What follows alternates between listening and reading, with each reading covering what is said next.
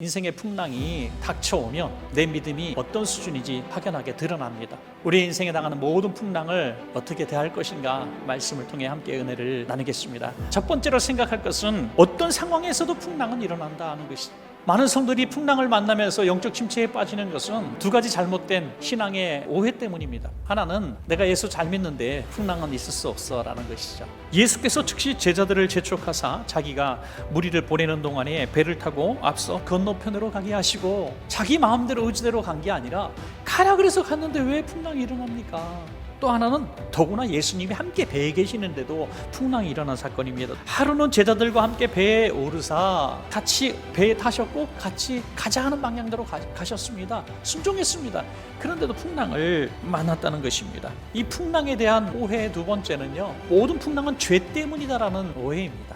물론 자기를 돌아보는 것은 매우 중요하지만 거기서 집착하는 것은 큰 문제라고 하는 것입니다. 죄를 졌든 의를 행했든 우리 삶 가운데 언제든지 풍랑은 일어날 수 있다는 사실입니다. 풍랑만 바라보면 깊은 영적 침체에 빠질 수밖에 없다는 것입니다. 내 질병과 내 경제적인 상황과 내 암울한 미래, 내 고생하는 내 상황, 이런 것들에 너무 집중하다 보니까 스스로를 불쌍히 여기고 절망하게 되고 영적 침체에 한없이 빠져들어가는 것입니다. 여러분, 우리에겐 선택권이 있어요. 풍랑을 볼 것인가 주님을 볼 것인가. 풍랑을 보면 영적 침체에 빠지고 주님을 바라보면 희망을 갖게 되는 것입니다. 주여, 만일 주님이시거든 나를 명하사 물 위로 오라 하소서 하니 오라 하시니 베드로가 배에서 내려 물 위로 걸어서 예수께로 가되. 조금 전만 해도 풍랑만 보이고 죽을 것만 같았는데 주님의 형상과 음성이 들려지기 시작하면 그때부터는 소망이 있는 줄로 믿습니다. 영적으로 세미한 주님의 음성을 듣는 사람은 영적 침체에 빠진 사람이 아닙니다. 베드로는 그들 가운데 큰 믿음을 보여주기 시작합니다.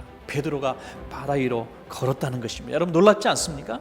풍랑이 잔잔해진 것이 아닙니다. 그럼에도 불구하고 베드로는 물 위로 뛰어들어갔습니다. 그리고 물 위를 걸었습니다. 여전히 같은 환경에서 물 위를 걸을 수 있는 사람이 되었습니까? 무엇을 바라보느냐의 차이였다는 것입니다. 풍랑을 바라보면 빠져들어가고 주님을 바라보면 풍랑을 이기는 것입니다. 자, 마지막 세 번째, 영적 침체에 빠지면 부르짖어 기도해야 한다는 것입니다. 여러분, 예수님도 틈만 나면 기도하라고 하셨어요. 왜? 할 수 있거든 내 뜻대로 마시고 주님 뜻대로 해달라고 기도하지 않았습니까? 그러므로 영적 침체에 빠질 수는 있지만 영적 침체를 이기는 비결은 부르짖는 기도밖에 없다는 것입니다. 부르짖어 기도하면 내 작은 믿음이 큰 믿음으로 바뀌어질 줄로 믿습니다. 그런데 베드로가 다시 풍랑을 보게 되고 바닷속에 빠져들어가게 됩니다.